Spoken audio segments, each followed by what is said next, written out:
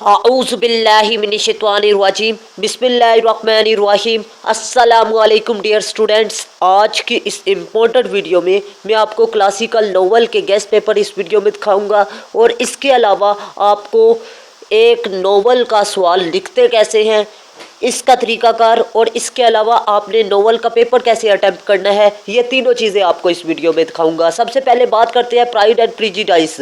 बेटा मैं आपको बताता चलूँ, आपने प्राइड एंड प्रेजुडिस के इंपॉर्टेंट सवाल जो से तैयार करने हैं वो करेक्टर्स को तैयार करना है, थीम, आयरनी और रियलिज्म इसको तैयार करना है। लेकिन उससे पहले मैं आपको बताता चलूँ, अगर आप मेरे नोट्स में से तैयारी करना चाहते हैं तो आप सिर्फ 4 सवाल तैयार करेंगे और उनमें आपके 6 सवालात के जवाबात क्लियर हो जाएंगे। टू द पॉइंट, शॉर्ट और सबसे अच्छी बात कि उनमें कोटेशंस भी होगी।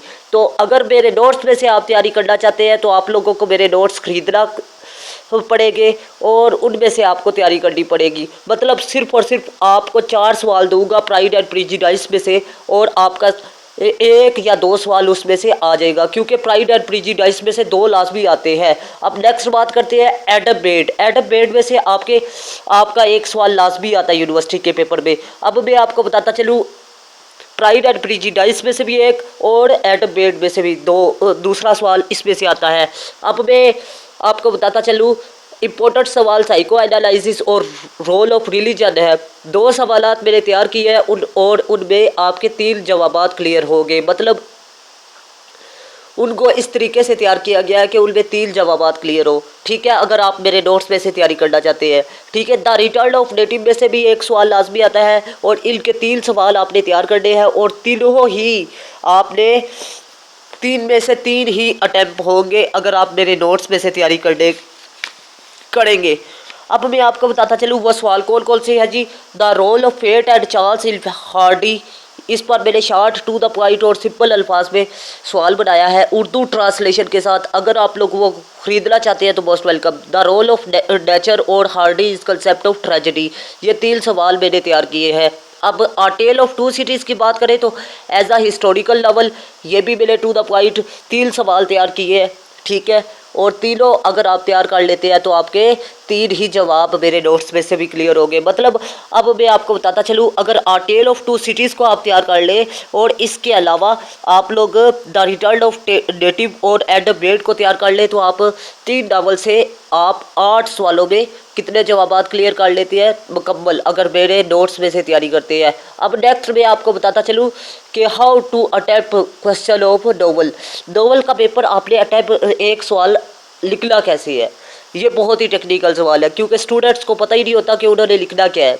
ब्राइट स्टार्ट आपने लिखना होता है, यूज़ ऑफ कोटेशन आपने लिखनी होती है, इक्वल पैराग्राफ वर्ड्स आपने लिखने होते हैं, कंक्लूजन आपने लिखना होता है। अब ये 4 पॉइंट्स तो सरसरी आपको मैंने बताए हैं, लेकिन इनमें कौन सी चीज़ें आपने लिखनी होती है मैं नेक्स्ट आपको बताऊंगा। ठीक है, स्टेप बाय स्टेप। तो काइंडली आपने वीडियो को लाजमी आखिर तक वॉच करना है। अगर कोई पॉइंट मिस हो जाए तो लाजमी अगेन देखिएगा। ब्राइट स्टार्ट से मुराद आपने जो सवाल में देखा है, सवाल में कीवर्ड आपको नज़र आ रहा है, उससे आपने अपने सवाल को तैयार करना है, स्टार्ट करना है। मतलब आपका जो सा सवाल पूछा जा रहा है उसी को आप जवाब में फर्स्ट पे लिखें। ठीक है, एक बात होगी क्लियर। और कोशिश करें कि आपका स्टार्ट जो है वो सबसे अच्छा होना चाहिए सवाल का। ठीक है, पहला पैराग्राफ आपका कौन सा होना चाहिए, पुरकशिश होना चाहिए। ठीक है, यूज़ ऑफ कोटेशन आपने करनी है जी। कोटेशन आपने लाजमी अच्छे तरीके से तैयार करनी है, कोटेशन में आपने गलती नहीं करनी, एक बात। और दूसरी बात, आपने कोटेशन में स्पेलिंग मिस्टेक नहीं करनी। तीसरी बात, आपने राइटर का हिंट लाजमी देना है कि वो कोटेशन किस लिए लिखी है। ठीक है, आगे नेक्स्ट और रेलिवेंट होनी चाहिए कोटेशन।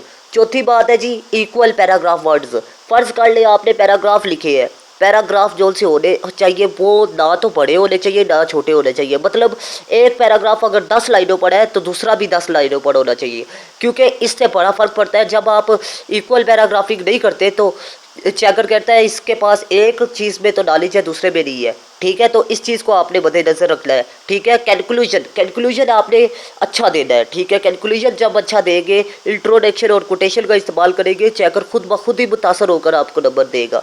ठीक है, तो काइंडली आपने इस चीज़ को लाजमी मद्देनज़र रखना है। ठीक है, तो मैं उम्मीद करता हूँ आप लोग लाजमी इस चीज़ को मद्देनज़र रखेंगे। ठीक है, अगर कोई सवाल है, कोई कन्फ्यूज़न है तो आप लोग कमेंट सेक्शन पर भी पूछ सकते हैं और इसके अलावा व्हाट्सअप नंबर पर भी रब्ता कर सकते हैं। तो मैं उम्मीद करता हूँ आप लोग लाजमी कांटेक्ट करेंगे। अब बात यह है कि आपने पेपर कैसे अटेम्प्ट करना है।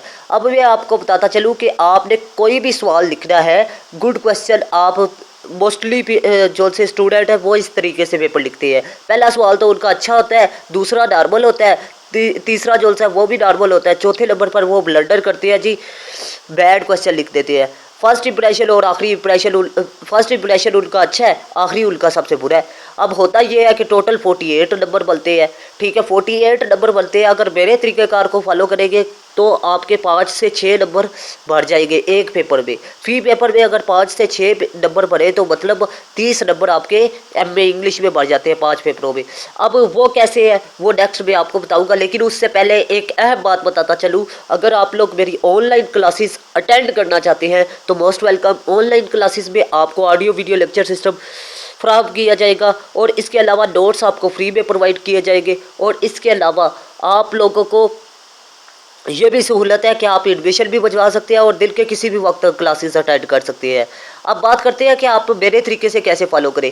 फर्स्ट पे आपने नॉर्मल सवाल लिखना है, क्योंकि जब चेकर, ये टेक्निकल तरीका है, जब चेकर को पता होगा कि ये नॉर्मल बच्चा है तो वो पहले में 15 के बजाय 14 नंबर देता है। जब आप इंप्रेसिव यानी अच्छा सवाल दूसरे पर लिखेंगे वो मुतासर होगा तो मुतासर होकर 16 नंबर देगा, क्योंकि वो मुतासर हुआ है, ठीक है। तीसरे नंबर पर आपने वो सवाल लिखना है जो बैड हो, क्योंकि ना तो आपने बैड वाला तीसरे पर लिखेंगे तो वो डायरेक्ट 16 से 13 पर आएगा, ये नहीं कि 16 से नीचे जाएगा, ठीक है। आगे नेक्स्ट में आपको बताता चलूँ कि अगर आखिरी सवाल की बात करें तो आखिरी में भी वो आपको 13 देगा। आप नॉर्मल लिख रहे हैं, टोटल आपके 56 नंबर बन गए, मतलब आपके 8 नंबर बढ़ गए। अल्लाह हाफिज़, पाकिस्तान जिंदाबाद।